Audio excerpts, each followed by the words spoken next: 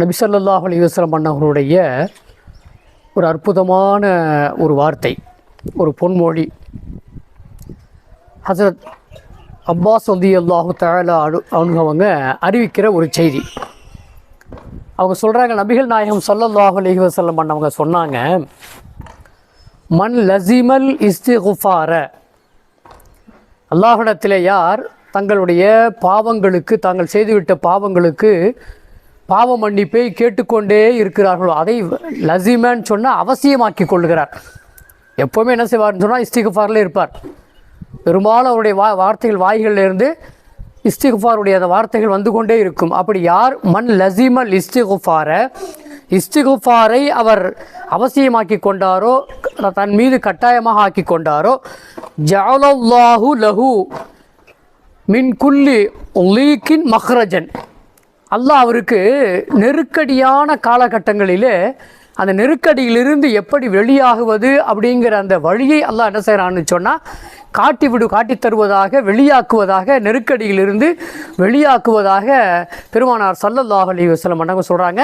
இஸ்திக்ஃபாருக்கு அவ்வளவு பவர் இருப்பதாக, அவ்வளவு மகத்துவம் இருப்பதாக பெருமானார் ஸல்லல்லாஹு அலைஹி வஸல்லம் அன்னவங்க சொல்கிறாங்க.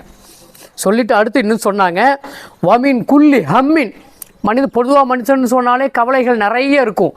அப்படி கவலை கொண்டு இருக்கக்கூடிய மனிதன் அந்த கவலையிலிருந்து வெளிப்பட வேண்டும் என்று சொன்னால் ரசூலுல்லாஹ் சொல்கிறாங்க, அவருக்கு வமின் குல்லி ஹம்மின் ஃபரஜன், அதிலிருந்து வெளியாகி மகிழ்ச்சி, உள்ளத்தில் மகிழ்ச்சி ஏற்பட வேண்டும் என்று சொன்னால் அவர் இஸ்திக்ஃபாரை என்ன செய்யணும்னு சொன்னால் தொடர்ந்து சொல்லிக்கொண்டே இருக்கட்டும்.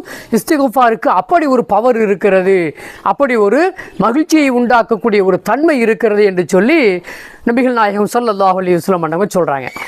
அதோடு விடலை, இன்னும் மூணாவது சொன்னாங்க, வ ரஸகஹு மின் ஹைஸு லா யஹ்தஸிப், அவர் உணவு நெருக்கடியில் இருந்தால், ரிசுக்குடைய நெருக்கடியில், பொருளாதார நெருக்கடியில் அவர் இருப்பார் என்று சொன்னால் இஸ்திக்ஃபாரை அவர் தன் மீது கட்டாயமாக்கி கொள்ளட்டும், அவசியமாக்கி கொள்ளட்டும்.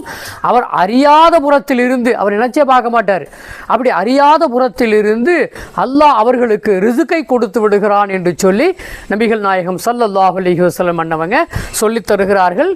இது அபூதாவுடைய ஹதீஸுடைய கிரந்தத்தில் பதிவு செய்யப்பட்டிருக்கிறது என்பதை பார்க்கிறோம். ஆக இஸ்திக்ஃபாரை கடைபிடிப்போம், நாம் கவலைகளை விட்டு வெளியாகுவோம், உணவு நெருக்கடியிலிருந்து, பொருளாதார நெருக்கடியிலிருந்து வெளியாகுவோம். அது மட்டுமல்ல, இன்னும் பல நெருக்கடிகள், எதிரிகளால் ஏற்படக்கூடிய நெருக்கடிகளில் இருந்தும் நாம் வெளியாக வேண்டும் என்று சொன்னால் இஸ்திக்ஃபார் அதை பற்றி பிடித்துக் கொள்வோம். வல்ல ரஹ்மான் அப்படிப்பட்ட வாய்ப்பினை நம்ம அவர்களுக்கு தந்த அருள் புரிவானாக.